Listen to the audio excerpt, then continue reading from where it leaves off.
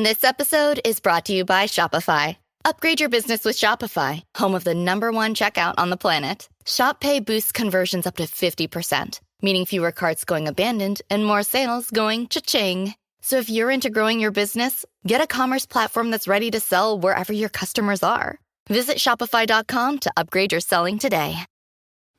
Welcome to Mind Love, episode 46. Today's episode is all about developing grit, passion, and perseverance. When I started my research, I, of course, had an idea that hard work and self-control would be important to success in life. I think what's really made an impression on me is that these things are pretty different from talent. The independence of grit and character from natural talent, I think, is one of the most encouraging things, because it makes me feel like whatever the innate gifts are that I was born with, there's always something I can do. Turn up your frequency with Mind Love. Bite-sized brain hacks for seekers, dreamers, and doers. It's time to give your mind a little love with your host, Melissa Monti.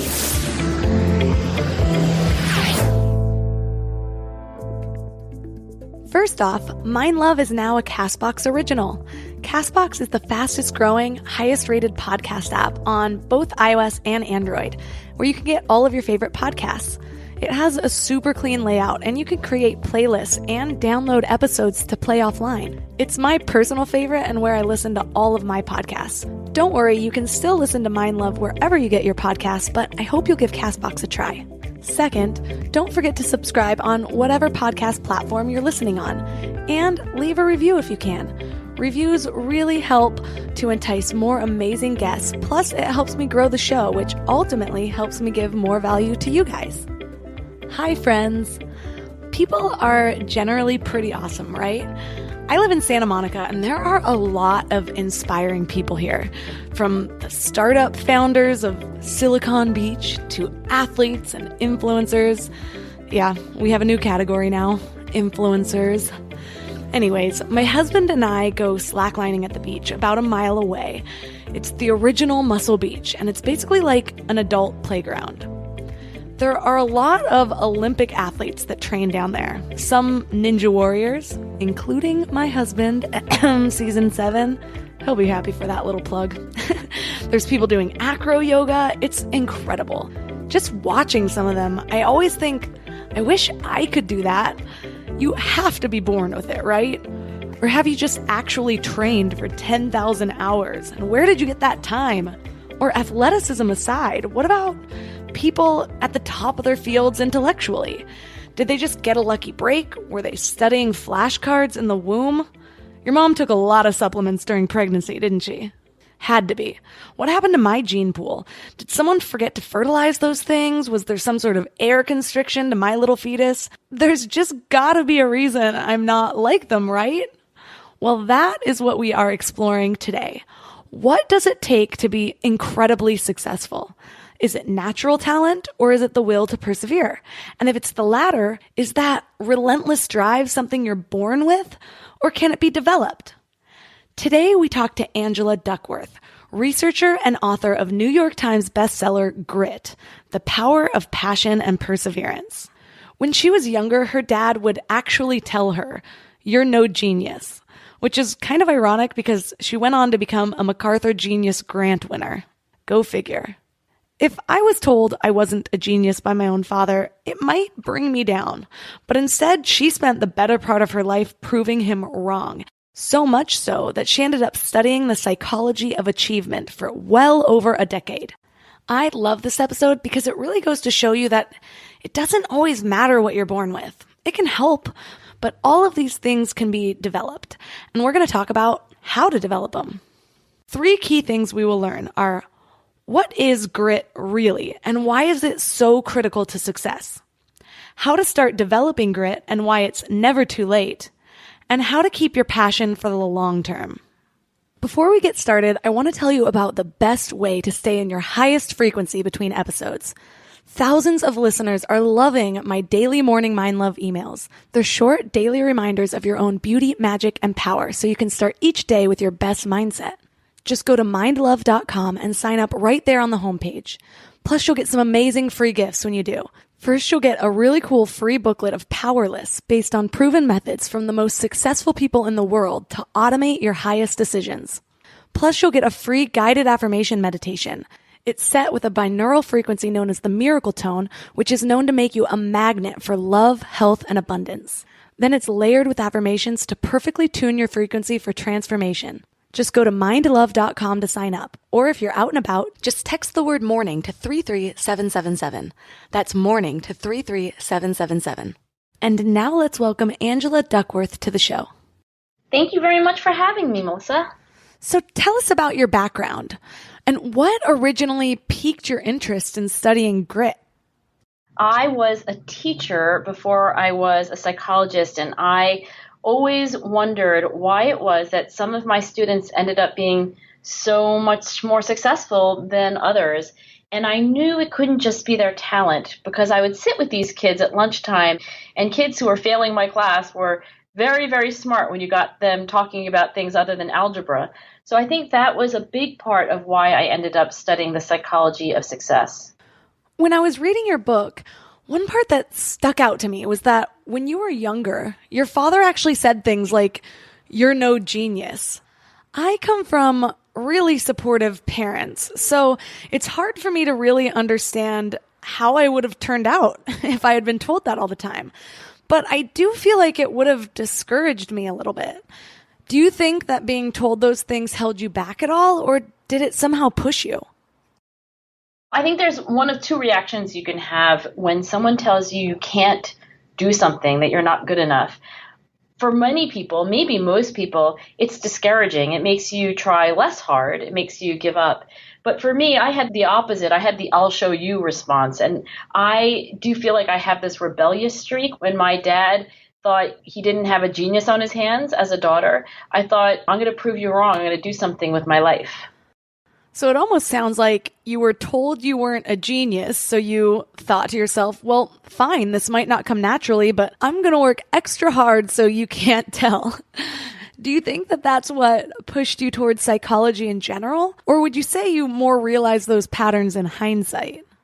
I think I've been interested in these questions because of my dad's influence. He himself was obsessed really with achievement, his own achievement, his family's achievement, people at his company who seemed to be achieving more than he was or less than he was.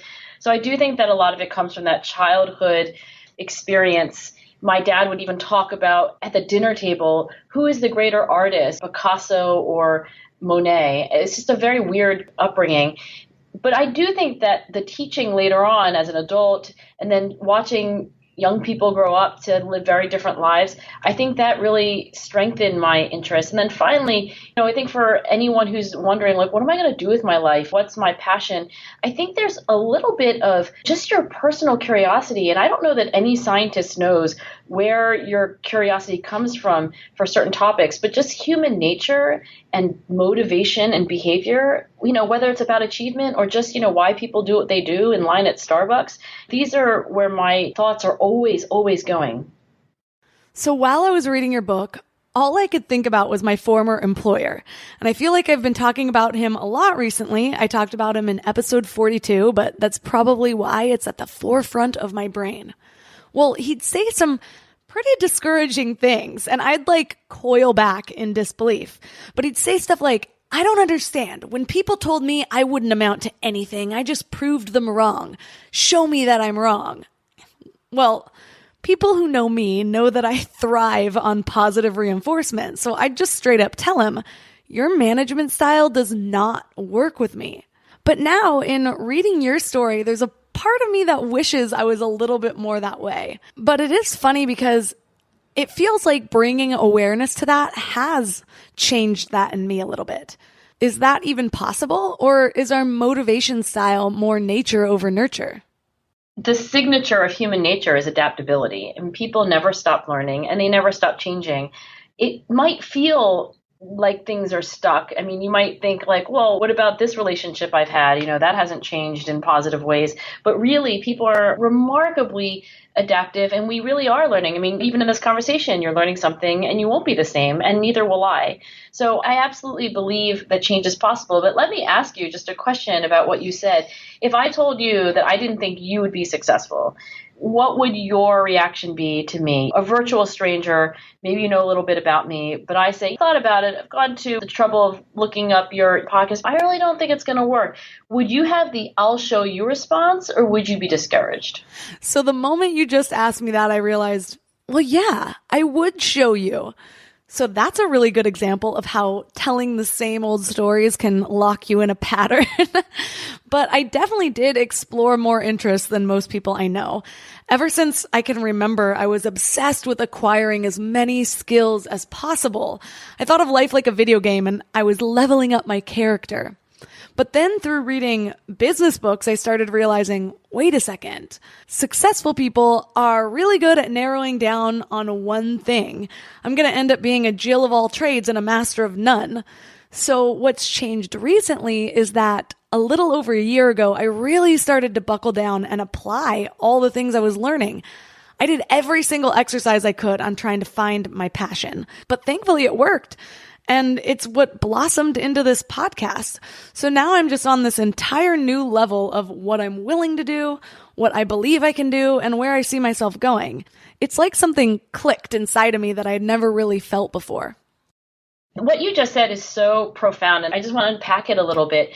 When researchers who study goal commitment, the process of like, how do human beings become committed to goals? One of the metaphors that they try to communicate this process by is like crossing a river. For history buffs, they might know the Rubicon as the river that Caesar crossed. And once he set foot in the river and then crossed the river, it really was a kind of irreversible thing. It basically meant that he was marching into war.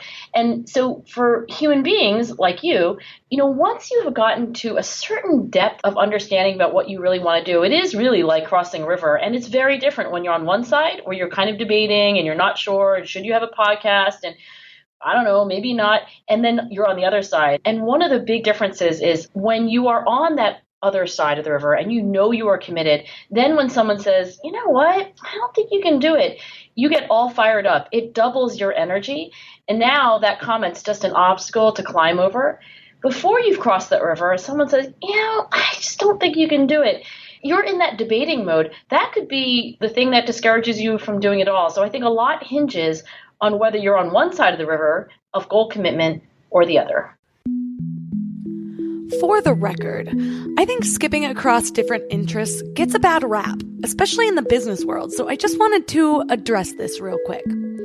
I believe, for my personality type, dipping my feet into different interests was essential to actually finding the thing that I could put all of my love and passion into.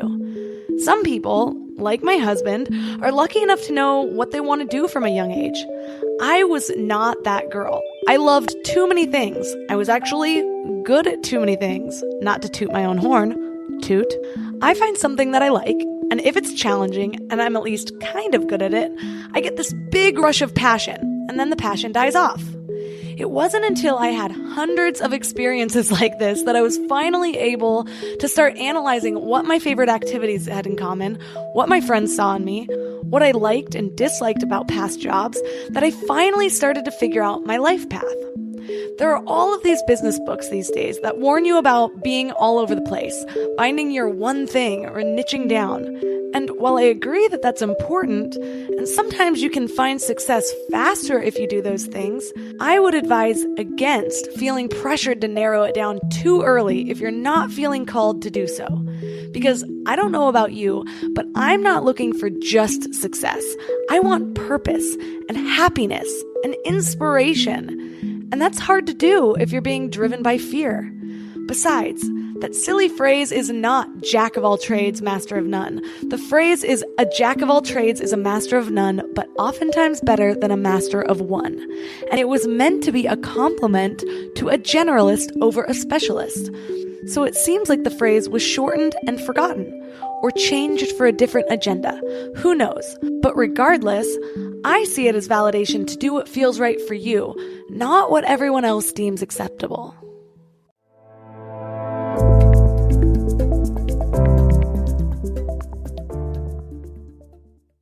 Before we go deep today, I want to give you a little gift, and I want to give it to you every single day. It's called the Morning Mind Love. I know how life can be. You're all fired up after an inspiring episode, and then a new day or a new challenge comes at you, and it's just hard to keep up that energy. Well, the Morning Mind Love is kind of like an oracle from your higher self to help you start each day with a positive focus. Plus, when you sign up, you get 2 free gifts, a 30-minute binaural meditation and 30 days of journaling prompts to help you remember who you truly are. And it's all completely free. So join over 9,000 people and go to mindlove.com to sign up or text the word morning to 33777. You know what I love about the start of a new year? It's kind of like opening a fresh notebook. 365 blank pages just waiting to be filled with your story. But sometimes we get stuck trying to write that story alone. Maybe there's a chapter you've been wanting to revise, or maybe you're just ready for a whole new plot twist in 2025. But here's what I've learned from my own journey with therapy. It's kind of like having an editorial partner for your life story. Someone who helps you see the patterns that you might have missed, who gives you the tools to write stronger chapters ahead. And that's why I'm so excited about BetterHelp.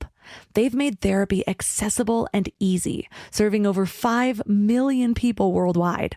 With over 30,000 credentialed therapists, each with different specialties, you can find someone who really gets your unique story. But what I love is how flexible it is. Everything is online, and you can easily switch therapists anytime at no extra cost until you find the perfect fit. And it's not just for people that are dealing with major challenges. Therapy can help anyone become the best version of themselves. So write your story with BetterHelp.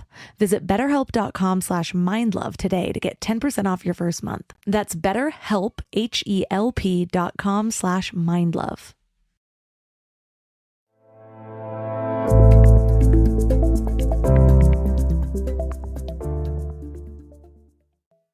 It's always been interesting to me how important early childhood is for development. It seems like psychology books tell you that birth to age 5 is supposed to speak to everything we become somehow. How does that apply to grit? Is there an age range that will better set up children for success later in life? You can never begin too early to get curious, expand your mind. I don't think we want to wait till kids are 16 or 17 to pay attention to the people that they are developing into. But at the same time, it's never too late. So yes, childhood is formative in the sense that once you have a certain habit of interacting with people, like certain beliefs or schemas that allow you to make sense of the world, they tend to get reinforced over and over again. I mean, if you have a habit of walking to a room and smiling first thing, that's going to get reinforced. So why not start that habit early in life? But if you're listening to this and you're not young, or certainly been a while since you're in the ages that we were just talking about, I also think it's not too late. Well, that's good to know. There is hope. But how does the process of developing grit differ between children and adults? I know learning a language is a lot easier for children because their minds are constantly forming these new connections. So I'm wondering, is that the same with grit? I had a great swim teacher once. His name was Terry Laughlin. I actually wrote about him in the book briefly because he's a paragon of grit. And he spent his whole life teaching people how to swim, little kids and then a lot of adults. And he always said that with little kids, because they didn't have any bad habit and they're children, they learned so quickly, but they didn't have a lot of motivation and discipline. The adult swimmers were exactly the opposite. I mean, it took a little while, brains were a little rustier, but they had so much motivation and discipline, it kind of evened out. And maybe that's the same thing in terms of, self-development and some of the insights that I know, you like to think about. Why do some people give up so easily and some people just relentlessly keep going? Did you find any patterns or trends in your research? Giving up, I think, in the moment from the outside can look irrational, right? I mean, I felt like this all the time when I was a teacher, and I would have students in my classroom, 7th graders. Later on, I taught high school students, and they would give up after, for example, trying to solve a problem once, not getting the answer, just like putting their pencil down. So to me, that seemed irrational. I could see around the corner. I could see that if they tried again, if they got a little feedback, if they figured out why they made the mistake the first time, that around the corner was them understanding that problem and being able to get it correct. They couldn't see that far. I think you have to always keep in mind that when people give up, to them in their head, where they are, from where they sit and their experience, it's exactly the rational thing to do. So the student has a life that I can't see, but maybe it was a whole series of failures. Maybe pretty much every time they got math homework, they were totally confused and hated it. So when they get to my class and they're giving up within a few seconds, it's exactly what makes sense for them. I think understanding that is the first step to helping people not give up, right? Because empathy always comes first. And I think understanding why somebody makes the decisions they do before we try to help them make different decisions is the way to go. So my husband figured out his life path early. A teacher told him about graphic design. He thought, yep, that's definitely me. He went to school for it. He never switched his major. And then he launched his own company pretty soon after graduation. So when we were first comparing stories, I would think, wow, that would have been nice to have clarity so early. Where would I be now? But if I'm being honest with myself, I feel like there's just no way with my personality that would have happened. I am the kind of person that wants to dip my finger in all of the desserts before I commit to putting one on my plate. I feel like I've had about 100 different jobs in different areas. But I've recently been thankful for that because I was able to see what I liked and what I disliked from each job, see what they had in common, and see what I was actually good at. And then I was able to figure out what I wanted to do. But for a while, I was worried I was going to have career ADD for the rest of my life. Well, the reason that this podcast is so perfect is because while it does have a general theme, it still allows me to explore a lot of different topics within that theme. And I'm always learning. So it's kind of a way to be all over the place in a more managed way. So do you think that it's better to find your calling early, or is there a benefit to exploring a lot of different areas? I've always been jealous of those people who knew at a really early age exactly what they wanted to do and actually were right about it. I mean, by the way, there are a lot of people who know exactly what they want to do and then they figure out, nope, that's not for me.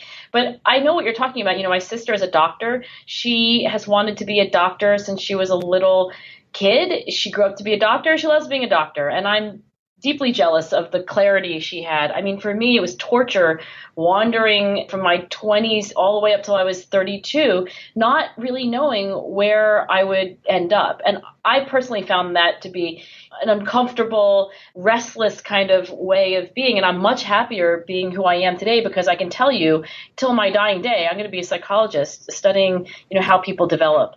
So there's a little bit of jealousy in me for the people who have a calling relatively early. But I would also say that, what happened to you is actually really revealing as maybe a path forward for those people who don't have a calling when they're very young and don't have that clarity.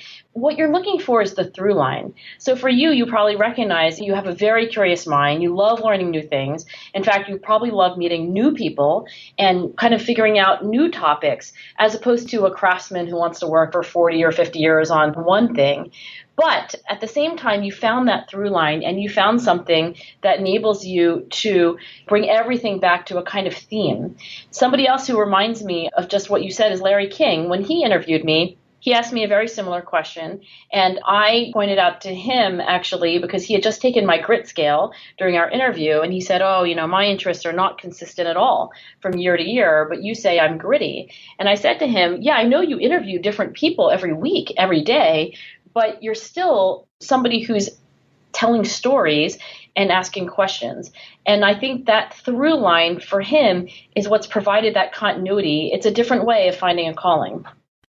First of all, it's kind of funny that we both figured out what we wanted to do with our lives when we were 32. But now people keep telling me, oh, you're 33. It's your Jesus year. Apparently, you're supposed to be reborn in some way. So maybe that's a coincidence. Maybe it's not. But how did you know that this field was it for you? Was there something about it that just felt right? Or did you have to build to that? Kind of like love at first sight versus a friendship that slowly develops into love. I think the process of developing a passion, and I use the word developing very intentionally. I think most people would say discovering a passion, but I prefer to call it developing a passion because it's just as you say, it develops over time. It develops with experience, not, all of a sudden in a flash of insight on a single day, at least for most people that I've studied and also for myself. So the idea of becoming a psychologist, knowing that I wanted to work on things that would help kids. So for me, my top level goal is to help kids thrive using psychological science. It really took me years to develop that, short phrase that will define the rest of my life. It didn't happen on a single day.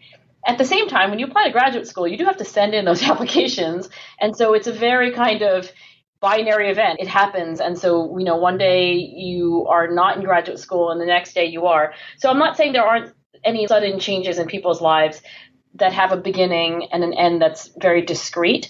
But I still think there's that gradual process. I could have gone through the first year of graduate school and figured out that maybe it wasn't the right fit, but instead I got more interested. By my third year, I figured, you know what, I'm going to make it in this thing, and I'm going to do work that has applications to kids' lives. So it really developed and developed and developed.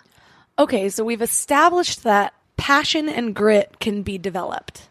I think that's really important to know and to really let sink in, because I know for me, not having that one thing or feeling like there was one thing I was amazing at felt like a fault for a really long time. But looking back at where I am today, my current passion was totally developed alongside a multitude of other passions. And then after a decade, my side interest of living a more mindful life and working on myself in all of these ways in order to find that passion became the only thing I wanted to talk about. So for listeners that are more in the middle or even the beginning of discovering that passion and they don't feel very gritty, how do you begin to develop that grit? You want to first ask yourself, what is it about me at this point in my life where I think I could really use some shoring up in terms of my grit? And I want to give a couple suggestions there. For some people that I meet, they have something they're really passionate about. They can tell me that they love a certain topic, that it's not a fleeting interest, that it's purposeful to them, it has meaning, but they don't really feel like they're getting anywhere. They would not say that they have resilient or a work ethic. And for those people, I say, okay, well, now that you know yourself well enough to know that you should be working harder, more diligently, more resiliently, now let's go and work on those limitations. And there's a lot of science about how people develop all of those things, work ethic, resilience in the face of adversity, et cetera. On the other hand, you might look in the mirror and decide that that's not your problem. You have the opposite problem. You've got a terrific work ethic. Many people get in touch with me and say, I am a fiercely hard worker. I'm no problem coming early and staying late. My problem is I don't have a passion. My problem is I don't truly love what I do. Now, there too, there's science on how interests develop and also how people develop a sense of purpose for their work. And for both of those things, one of the things I just want to leave people with a recommendation about is that you have to go out and experience the world. You can't figure out a passion, develop a passion in your bedroom or even in your bedroom writing in your journal, right? If you think you might like becoming a veterinarian, you have to go out and work with animals. So it's very kind of trial and error when it comes to developing a passion. So where you feel now that you need help is where you need to go and put some work in. I recently had a guest on episode 41, Murray Hittery, and we were discussing what it takes to find something that you'll be really successful at.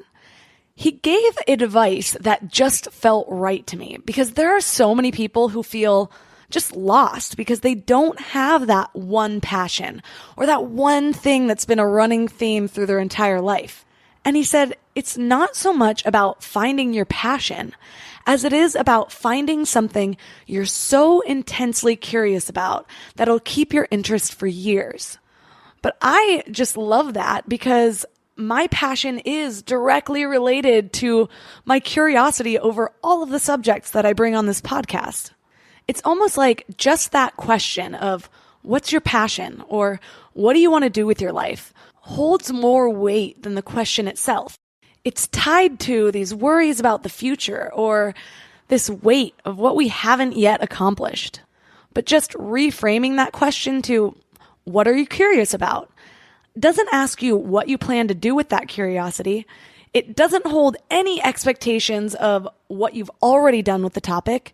It just brings it to the present moment. And then suddenly you're free to respond with what truly connects instead of what you think you should be doing or what other people think you should be doing. What do you want to be when you grow up is a question that almost nobody has a good answer to, and I don't know anybody who likes answering it. So I love the idea of asking any other question. What is your passion? Or what do you want to be when you grow up? There's too much pressure asking somebody what their passion is. And if they don't have one, it can be paralyzing. But asking, what you're curious about, the way I like to put it is on a Saturday morning, you wake up and, maybe you make coffee if you drink coffee. And really, honestly, while the coffee's brewing, you could be thinking about anything. What do you think about? I'll tell you, for me, my head is immediately thinking about psychology. I'm thinking about an article I read. I'm thinking about an idea that I had the other day, and it's totally voluntary, right? So I think it's a clue. If you don't know what your passion is, ask yourself where your mind wanders when you have a free moment. And it's a breadcrumb trail to curiosity and your personal interests. I'll give you another question, though, that I think is also useful, which is, is there a problem in the world that really makes you mad? Is there something that you feel a kind of emotional connection to as a problem? And it doesn't have to be a political thing. It could be like an aunt you have who's suffering from breast cancer, and like that's something you want to do something about. So I think on the one hand, people can use curiosity as a way of developing a passion, beginning that long process. And an alternative, it's no better or worse, is to think about your values and things that really get you emotional and things that you want to change or fix in the world or for people that you love. I like that idea of what you connect with emotionally, because a spiritual teacher once told me that our emotions are gateways to deeper levels of our consciousness. And that's always kind of stuck with me. I like the idea of using where you find joy as little beacons to help you find your passion. So do you have the belief that we were meant to do certain things, or do you think it's more about our culture and our environment that shape us? I think the funny thing about callings, and when people say I have a calling, what they sometimes forget, or maybe they never knew, is that the word calling comes from religion. It came from feeling called by God. Now, most people that I talk to are not using it in that term, but it is an interesting history because that is the feeling that you have, that it's like your destiny, and almost as if the destiny had been written even before you were born. So you were just fulfilling a destiny. And I don't think that that is necessarily what actually happens, but it's certainly what it feels like. And I have felt that too sometimes. It's sort of like I was meant to do this. So I know exactly what these people mean when I'm interviewing them, these paragons of grit, and they say that. I think really what a calling is when something that you do is so aligned with your personal values of what you think is important and your place in the world and how you can be helpful, as well as your curiosity and interests. And just to be really specific about it, I'll just give myself an example, and I'll give a chef. So I really love psychology. Nobody would have to pay me to be a psychologist. It's so fun for me. It's like the most interesting topic in the world. At the same time, my highest moral value is to help kids. And so I get to do both at the same time. And it's like electric. It's like, wow, this is what I was meant to do. At least that's how it feels. The chef example I wanted to give you is Mark Vetri is a star chef here in my hometown of Philadelphia. And for him, being a chef is a way of being creative. He was always creative. He told me that he might have ended up becoming a guitar player one day, but music. It also resonates deeply with his family traditions. He comes from an Italian family. He had big Sunday meals with the huge extended family around the table. His grandmother taught him how to make meatballs. So it's resonant with his childhood and his family traditions. And then the guy just loves to eat. He just loves food. And he loves working with his hands. So for him, maybe being a chef isn't his destiny or calling. Maybe he could have been a guitar player. It feels so right to him, though, because it overlaps with so many things about him that he feels defined who he is as a person.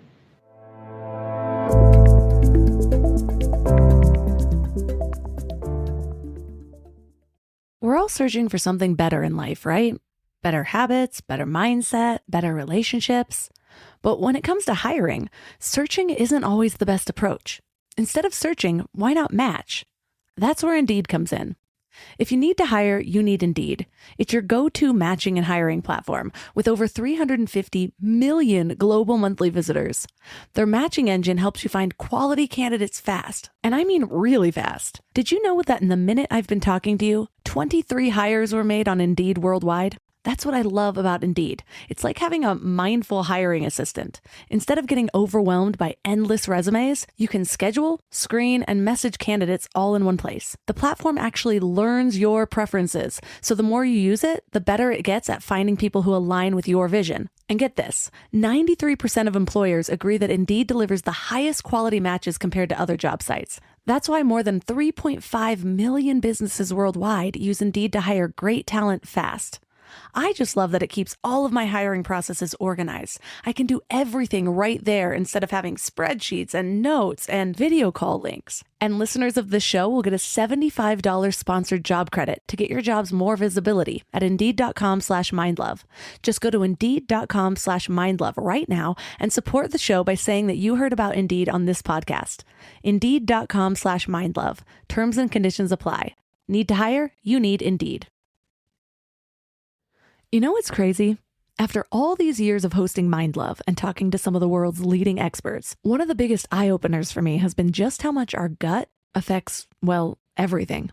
When my gut feels good, my mind feels clear, my intuition is stronger, and I just feel more balanced. And that's why I'm excited about Zoe, a science-backed nutrition company that is totally changing how we understand our gut health. They've created the most scientifically advanced at-home gut test and built the world's largest microbiome database. So when you get your results, you're not getting generic advice. You're getting insights about your body that other companies just don't have the data to provide. There's also just so much misleading health information out there. Food companies even pay influencers to promote ultra-processed foods as healthy. And that's why I love that Zoe relies purely on science. Real science. Their randomized controlled trial showed that participants were 4 times as likely to report better sleep and more energy, all thanks to the info from the largest microbiome database on the planet. So go to Zoe.com and find out what Zoe membership could do for you. And because you listen to Mind Love, you can use the exclusive code MINDLOVE10 to get 10% off membership. As a Zoe member, you'll get an at-home test kit and personalized nutrition program to help you make smarter food choices that support your gut. That's Zoe.com. Use MindLove10 at checkout. Trust your gut. Trust Zoe.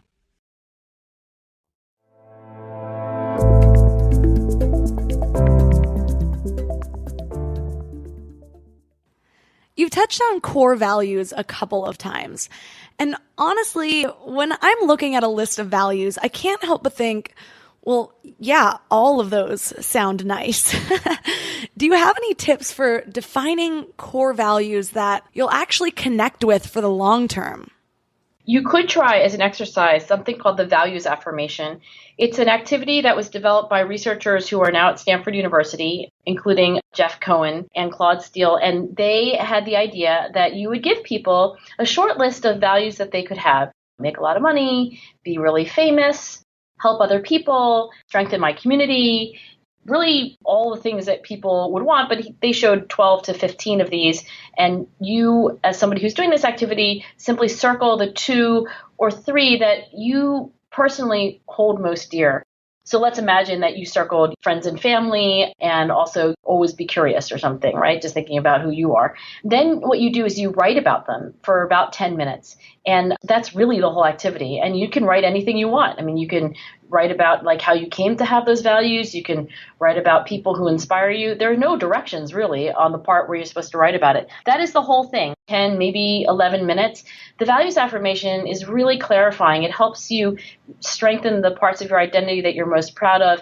It's actually been used as an intervention. Turns out that when kids, particularly kids who come from, marginalized, disadvantaged backgrounds in their school context, that when they do this values affirmation activity, they actually end up doing better in school. There's a study of women dieting and trying to exercise, and turns out when you do values affirmation, you're much more open to advice about physical health, and you actually end up being, more active. So there's something kind of magical about getting in touch with those values who define who you are. And I would imagine that for most people, when they do that, it's clarifying. But if you did it a month later, you wouldn't be circling two totally different values. People don't change that quickly when it comes to their values. True. And values really go hand in hand with your why. Simon Sinek talks about how when starting a business or a life path, there's the what and there's the how. But the most important thing to know is why you're doing it in the first place. Because most goals are long-term, and it's easy to get bogged down with all of the details and all of the setbacks. But you have a much better chance of staying passionate if you keep coming back to the bigger picture of the change you want to make in the world, or even just something as simple as the life you want to provide for your family. You mentioned reinforcing the positive things as well, and I wanted to just emphasize that because that has seriously been one of the most effective things I've done to accomplish my goals so far. And it's hard to tell what made the biggest change in my more recently developed grittiness, because for me, I reached a breaking point of saying, okay, enough consuming, enough learning what to do, time to apply. And I went full force of actually doing all of the things in all the books I was reading. So it's not the best case study because I definitely wasn't isolating each thing like a proper experiment would do. But I can say that tracking my small wins was the most rewarding new habit that I developed. I would get really excited about just the little things moving me toward my goal. And even now, when something good happens, I take a mental note and I get excited about them throughout my day. It just feels really good. So in what ways do you suggest reinforcing the positive things? I think small wins are enormously important. I'm curious, and I want to ask you a question, like, how did you track it? Do you have a journal? Like, did you keep track on your phone? How did that play out for you? After trying a few different journals and methods, I fell in love with the Self Journal by bestself.co. I like it because it structures all of my little morning and evening rituals, like planning my day the night before and morning and evening gratitude, tracking wins, lessons learned throughout the day, and writing my goal out every single day. There are a couple changes I would make to the journal, but overall, I just love it. It's a great idea. I've seen some of those on Amazon, and I think they're actually great. And like you said, different things work for different people. But that idea of drawing your attention to small wins, two things to say. One is I think everybody needs them. It doesn't matter whether you're already the CEO of the company or you're somebody at the very bottom. It's just human nature to be always keeping track, frankly, of whether things are trending in the right direction or not.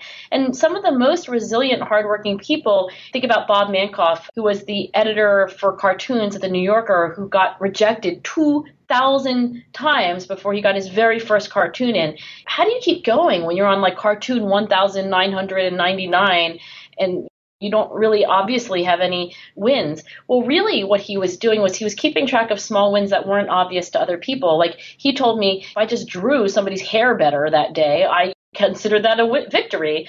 Like small wins, I think, are what really keep anybody going. So I think they're enormously important. And I think actually, if you don't want to think about a journal, you do have to think about some mechanism, some discipline of looking at positive things in your life. Because the second thing I want to say is that, there's a kind of tendency in human nature to think about our problems, right? And that's partly because we have to survive, and we developed over millions of years to pay attention to our problems, our predators, our threats.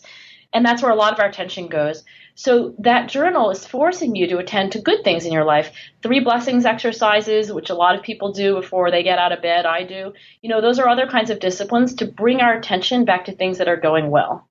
Practicing gratitude is great too, because I think it balances out our focus on what we want, what we're trying to achieve, and what we already have. Because you're right, it can be really easy to get caught on the hard things, or even worse, on the lack.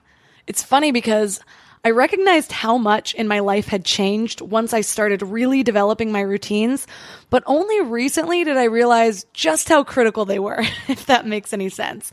So this year I went on 2 pretty big vacations. And in the past, I've let my routines go a bit when I've traveled.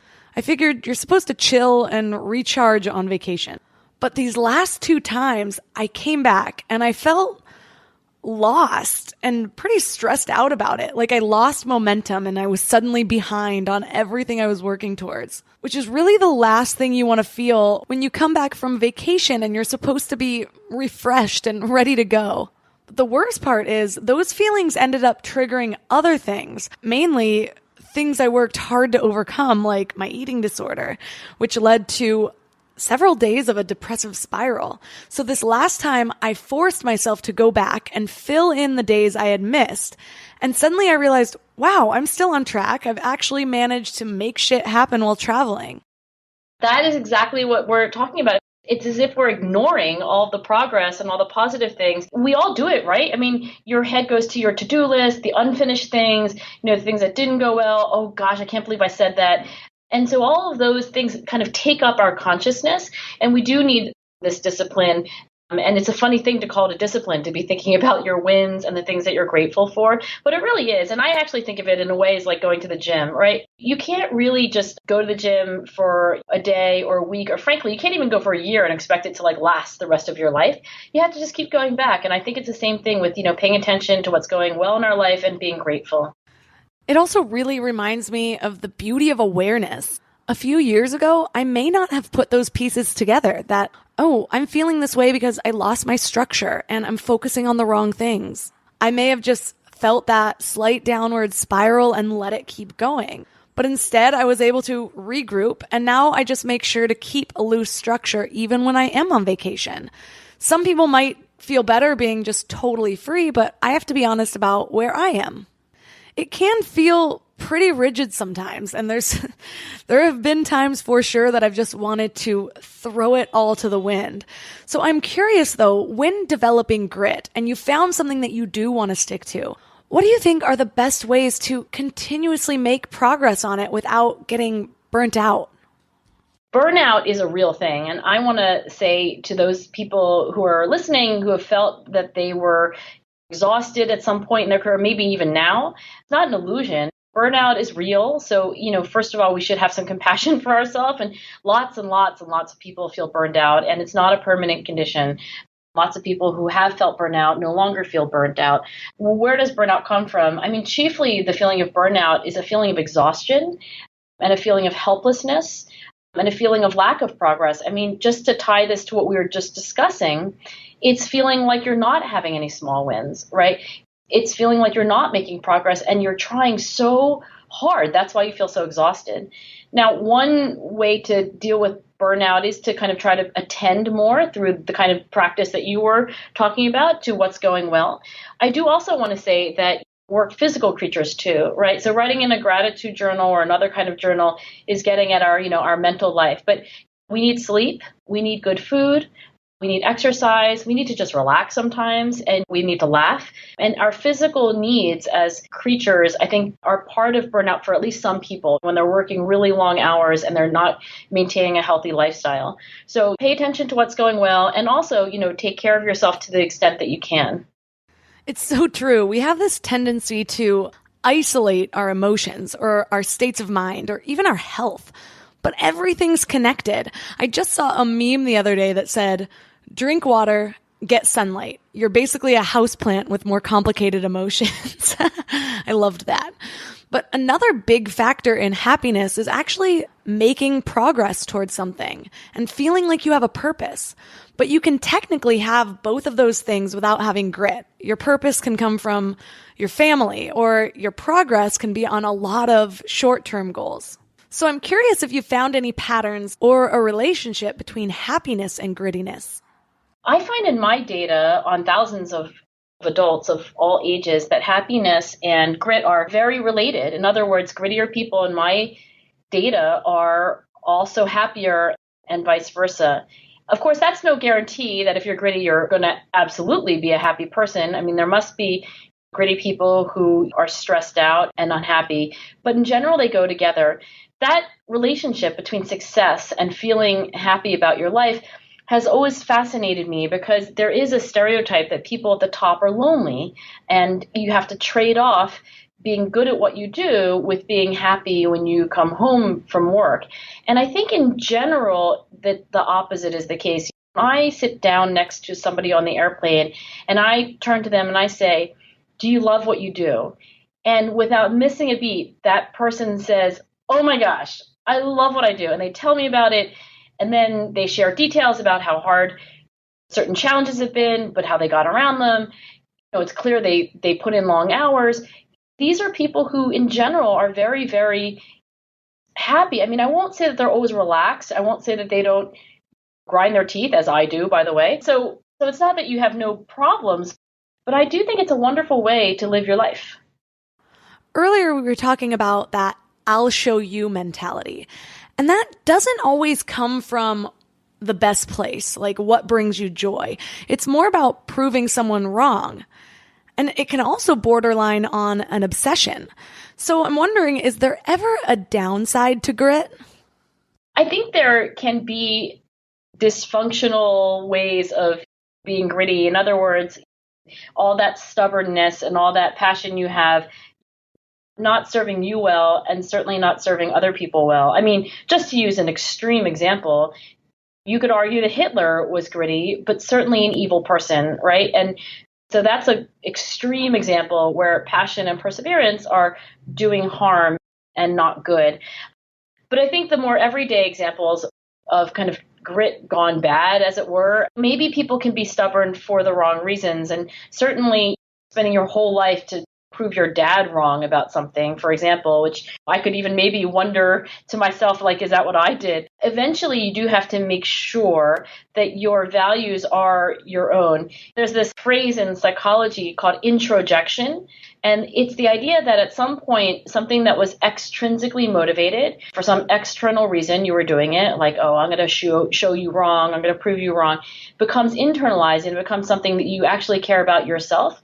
And I think you got to be mindful that your motivation, I think ultimately to be a fulfilled person should be internal.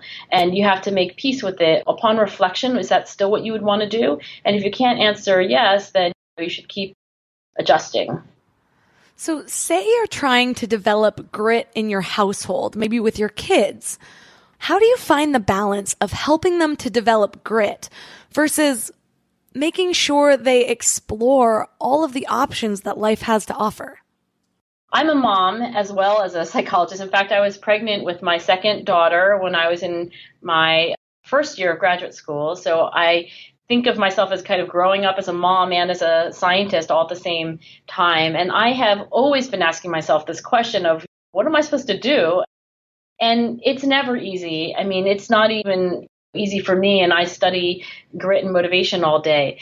One thing I think is important, and that is to the extent possible, at whatever age a child is, like to maximize their choice. And I'm not saying that kids should be in charge of everything and they should be able to eat ice cream for breakfast. What I am saying is that, for example, when you want a kid to learn work ethic and you know that they should work hard, instead of you choosing their activity or their sport or their musical instrument, why not let them, within bounds choose? So before you say, well, I signed you up for piano lessons, maybe it could be a conversation that goes like this. I really think that it's important in our family that everybody do a hard thing. Mommy does a hard thing. Daddy does a hard thing. By doing hard things, we get stronger, and that's really important. So you can pick between piano or dance or football. Those are your three options.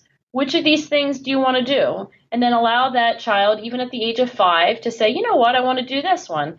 And then they'll also learn another powerful lesson, which is how to follow through on their own commitments, how to keep their word. And those young kids, even at age 5, can learn the lesson that you can't quit things on a bad day and that you have to finish what you start. I love the hard thing rule. It's a great way, even just for ourselves, to make sure we're always challenging ourselves, especially when we do develop these routines that we become comfortable with. In the 4th grade, I decided I would love to play the flute. And then a few weeks in, I hated the flute. Honestly, I didn't think it was fun breathing that long. It felt unfair. It was so uncomfortable. I'd look over at the drummers mid-blow, all blue in the face, and think, screw you kids. My mom made me finish out the year, though, to stick with my commitment. I think she was worried she'd somehow enable me to be a quitter. But when we went to return the flute at the music rental store, while we were there, I actually saw a 6-year-old playing the piano, and I remember just watching her with my jaw dropped and thinking, I wish I could do that. So we ended up just swapping to a new hard thing, and we rented a piano that day. Yeah, and that's great. I mean, that is exactly what I recommend. Let your kids swap out one hard thing for another, but not until they finish their commitment. I mean, unless there's a really good reason not to. And I'm guessing your mother had that in her head, that she was going to teach you a lesson, not necessarily about flutes or piano or music, but about life. Speaking of routines, I'm obviously a huge advocate for them. I feel like finding a routine that worked for me and building upon it was really the catalyst for taking control of my life. But like I mentioned with traveling, when I broke my routine, it felt pretty unsettling. It felt like something was missing. So I'm wondering, from the perspective of a grit expert, is there a danger in becoming too rigid? What's the balance of routines and rituals versus spicing it up with spontaneity? I think that rituals and routines, I mean, let's call them habits, right? Because that's really effectively what they are for us. They're enormously important. And if you look at people who become successful writers, successful artists, successful really anything, athletes, the list goes on, they're all creatures of routine. Now, they've all created their own routines. So some people say, I work best in the morning. I have to get up. I have to have a cup of coffee. And then I do this before I talk to anybody. I do my 2 hours of writing. Other people, they're the opposite. They like to work in the middle of the night. I think the idea is that you do need to find routines and rituals that work for you. Now, to your point about spontaneity, of course, the worry that people might have is, do you become rigid, right? Are you that like extremely unfun person who is so rigid that people can't interrupt your routine to go out and watch a beautiful sunrise or something like that? And that's true that there is a bit of rigidity to any routine. It's in fact what makes it a routine. But I think on balance, people benefit from having routines versus not.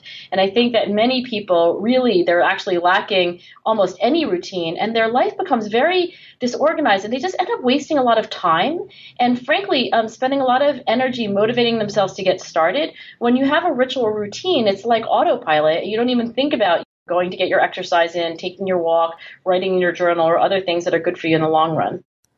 I'm pretty sure it's fair to say that you have put more time into studying this one topic of grit than anyone else. You've really been gritty about learning about grit. And like anything, the first part is usually surface level, and then you start peeling back those layers and getting into the nitty gritty. Okay, I just realized that word might have more meaning than a phrase like willy-nilly. Yeah. But the more you uncover, a lot of times you find something that surprises you. So in all of your years of research, what has been the most surprising thing that you've learned about grit so far? When I started my research, I, of course, had an idea that hard work and self-control would be important to success in life. I think maybe what's really made an impression on me is that these things are pretty different from talent. And how good you are naturally, how easily you pick up something. It's not that it's a bad thing. I mean, frankly, I love talent and I would want to be as talented as I could be at whatever it is that I'm doing. And I would want the same for my own children. But the kids who are talented and for whom things come easily are not always the most resilient. They're not always the hardest working. And frankly, they're not even always the most passionate about what they do. So the independence of grit and character from natural talent, I think, is one of the most encouraging things for me because it makes me feel like whatever the innate gifts are that I was born with, there's always something I can do. Well, thank you so much for really just getting into the nitty-gritty of grit. I suddenly have a new interest in that phrase. But for listeners who are interested in learning more about you and your book, Grit, where can they find you online? We have a website where everything is free. It's especially for parents and teachers because it's how to develop grit and gratitude and other strengths of character. It's characterlab.org. It's so easy to get caught up on all the things that we don't have, what we weren't born with. But our success doesn't come from our natural-born talent as much as it does with our willingness to keep going. And that willingness can be cultivated. I also think it's helpful to mentally prepare yourself that there will be ups and downs. You will always have those moments of, what the F am I doing? Am I on the right path? Am I meant to be doing this? Why is this so hard? But as with anything, it's all about having your toolbox to flip yourself around and keep moving forward. All of the links mentioned in this episode are at mindlove.com/046. I'm also linking to Angela's TED Talk on grit, so definitely be sure to check that out. You can support this show by supporting our sponsors. I'm super picky about my sponsors, and I only partner with brands that I love and fully believe in. So just so you know, they're all fully vetted by me. If you're enjoying Mind Love, tell a friend, family, or coworker about it. And don't forget to subscribe on CastBox or Apple Podcasts, and rate and review on Apple Podcasts. Also, for some extra inspiration between episodes, don't forget to sign up for the Morning Mind Love at mindlove.com, or text the word morning to 33777. Or you can meet me on Instagram at mindlovepodcast. Thanks for giving your mind a little love today, and I'll see you next week. Thanks for tuning into Your Higher Frequency with Mind Love. Head to mindlove.com for a free gift to keep your vibes up until next week.